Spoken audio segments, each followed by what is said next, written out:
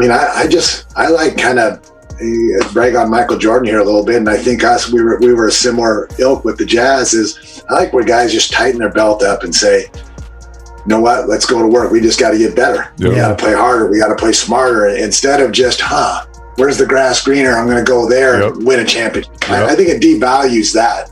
You're not climbing the mountain. You're taking a helicopter to the top. Totally agree. So again, I'm not a fan of it, but that's, who cares? Who cares what I think? Yeah. Get ready, basketball fans. The GOAT debate just took a massive hit, and it came from one of the most unlikely voices. John Stockton, the quiet assassin from Utah, just stepped into the spotlight and delivered a truth bomb that's echoing through the entire NBA.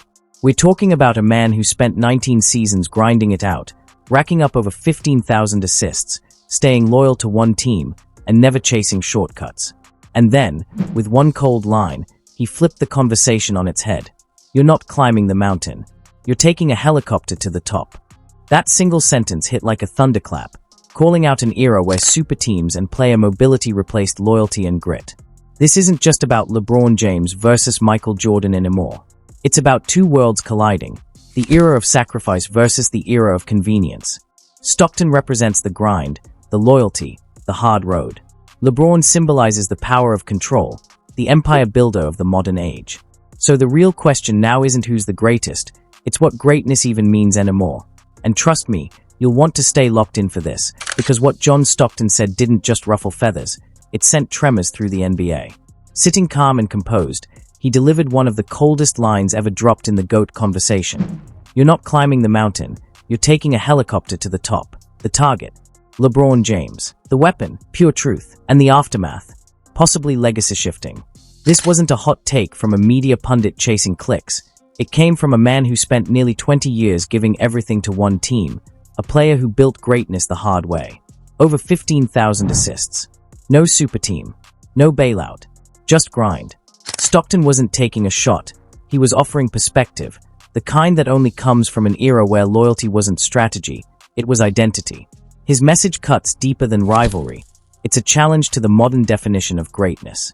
Because that mountain versus helicopter line wasn't just a jab. It was a philosophy, a reminder that how you reach the top matters just as much as getting there. When Stockton talked about climbing the mountain, he wasn't just using a metaphor, he was describing the Utah Jazz way. The grind. The heartbreak. Year after year of coming up short, taking punches from Jordan's Bulls, then showing up the next season ready to fight again. No shortcuts, no super teams, no switching sides. Just pure loyalty and grit. That's the climb Stockton was talking about, the kind that forges legends through struggle, not convenience. Now, compare that to LeBron's journey. The moment Cleveland got too heavy, he took flight, literally, to Miami, teaming up with Wade and Bosh. When that chapter faded, he returned to Cleveland with Kyrie and Love, then jumped to LA to join Anthony Davis. Each time the road got rough, the helicopter was waiting. But Stockton's message went beyond roster moves. It was about principle. The difference between building something and buying something. Utah built its dream piece by piece, through sweat and heartbreak. LeBron built his through influence, trades, and control. The rings are real, no one can deny that. But Stockton's question still lingers like an echo in the arena.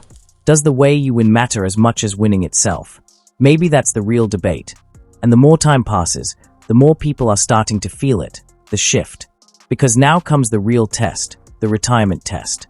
When the sneakers come off, the lights dim, and the cameras stop rolling, what's left? For Michael Jordan, time didn't erode his legacy, it elevated it. The flu game became legend, every fadeaway turned into scripture, and even his losses became part of the mythology that defined greatness. But with LeBron, the cracks are already showing while he's still playing. Be honest, when was the last time LeBron gave you chills? The kind of moment that made you grab your phone and call your boys, shouting, "Bro, did you see that?" Those moments are rare now, replaced by stat milestones and social media graphics. And as some radio hosts have already started saying, retirement might not be kind to LeBron. Because once the stat padding ends, the noise fades, and the numbers freeze in place, what's left to feel? Sure, he owns the all-time scoring record. But when it took more games than anyone to reach it, does it still hit the same? Longevity used to mean greatness, until it started to feel like hanging on too long. And that's when people begin to wonder, just like John Stockton once implied, How much of today's success is earned through grit and how much is managed through image? That's the real authenticity problem. Stockton played 19 seasons in Utah, not Miami, not LA, just Utah. No spotlight, no glitz, just loyalty and work. He represented something rare, staying power without self-promotion. Meanwhile, LeBron's every step feels staged. From the decision to his homecoming, from Instagram posts to brand partnerships, all perfectly curated. It's less about passion, more about perception. And the old school greats notice. They see the difference between players who built legacies and those who built brands. Back then, the NBA was driven by heart. Today, it's driven by headlines. When Jordan retired, Chicago wept. When Kobe left, LA grieved. But when LeBron moves on, cities simply say, "Thanks for the memories." That's not hate, it's indifference. And honestly, that cuts deeper, because when people stop caring, that's when legacy starts to fade. Which brings us to Stockton's real uppercut, the Bronny situation. If you want a glimpse of LeBron's controlling grip on the game, just look at how his son entered the league. The Lakers didn't draft Bronny because of standout stats. They did it because LeBron made it clear that's what he wanted. It wasn't a story of merit, it was a move of power. A father's influence rewriting the rules. Instead of earning his stripes, Bronny was airlifted into opportunity, and the league just nodded along because, well, it's LeBron. But this isn't about parenting, it's about dominance. It's what happens when clout trumps competition, when the crown tilts the scales. Meanwhile, Stockton's kids had to grind for every minute, every chance, every contract. That's the gap between climbing and being carried. And that's only half the story. Because behind the scenes sits the real kingdom, Clutch Sports. LeBron doesn't just play basketball, he runs the ecosystem.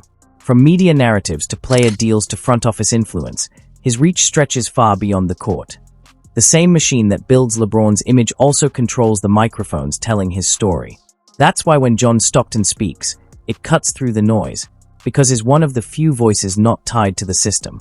He doesn't owe Clutch Sports a favor, and that freedom gives his words power. His message is resonating too, because while LeBron's empire expands, his authenticity keeps shrinking. Each business deal, partnership, and PR-perfect moment chips away at the rawness that once made him special. Stockton's helicopter comment wasn't just a jab, it was a warning. The higher you rise without earning every step, the less the summit means. And that truth is starting to echo with fans. They can tell the difference between passion and production, between real emotion and rehearsed drama.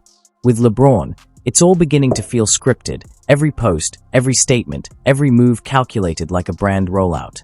He's no longer chasing greatness on the court, he's managing an empire off it. LeBron isn't just playing for wins anymore, he's playing for brand control, legacy management, and the expansion of his post-retirement empire. Every move feels like part of a business plan, not a basketball journey. And that's where the contrast with John Stockton hits hardest. Stockton made choices for one reason, to win games. No PR advisors, no marketing teams, no empire, just pure basketball and relentless work. That simplicity, that old-school purity, feels almost extinct now. Which leads to the real question, was Stockton right all along? Is LeBron's legacy built to fade once the lights dim and the media moves on, while legends like Jordan and Kobe only grow stronger in memory? All signs point to yes, and not because of stats or trophies, but because of culture. We live in a time where fans crave something real. They are tired of scripted greatness. They want warriors, dreamers, people who sacrifice comfort for conviction. Like Muhammad Ali, who gave up his prime years for his beliefs. That kind of authenticity can't be bought, and maybe that's what Stockton was really trying to remind everyone of. Jackie Robinson shattered baseball's color barrier while facing hate most of us can't even imagine. Michael Jordan got beaten down by the bad boy Pistons and came back stronger, turning pain into legacy. Those stories endure because they are built on struggle, sacrifice, and heart. LeBron's story, though, feels different. It's about precision and control. Every move, every partnership, every decision carefully crafted to reduce risk and maximize reward. It's genius, but it's not moving. It's efficient greatness, not emotional greatness. And the new generation senses that. To them, LeBron isn't the chosen one anymore. He's the corporate one. His highlights don't inspire awe. They feel like commercials. When he retires, he might not have legions of fans defending his name like Jordan or Kobe. He'll have PR teams doing the talking instead. But loyalty can't be manufactured. Real love doesn't come from marketing budgets. It comes from connection, from being real. And that's why some are starting to believe that, a decade from now, LeBron might not even be remembered among the top 3. He might be just another name in the top 5, and honestly, calling him top 5 might even be generous, because when the lights dim and the empire starts to crumble, all that remains is the game itself. Strip away the branding, the business moves, the cameras, and suddenly LeBron's legacy starts to look a little shaky. Stockton spent 19 years chasing the summit and never reached it, yet we honor that journey because it was real. No shortcuts, no spectacle, just the climb. LeBron, on the other hand, reached the mountaintop more than once, but every controlled decision and strategic leap left a mark on his authenticity. Stockton's helicopter line wasn't just shade, it was truth. True greatness isn't measured by numbers or rings, but by character, by what you stand for when no one's filming. LeBron built an empire, but he forgot to build a story that feels human. He mastered perfection but lost the pulse of authenticity. And now, as his career nears its final chapter, all those carefully managed shortcuts seem to be catching up. Because you can engineer success, but you can't manufacture soul. The mountain's still there, waiting for the next player brave enough to climb it the hard way.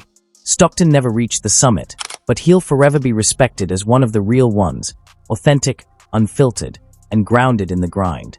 LeBron, meanwhile, conquered the peak multiple times, yet may be remembered as the man who found a shortcut to the top.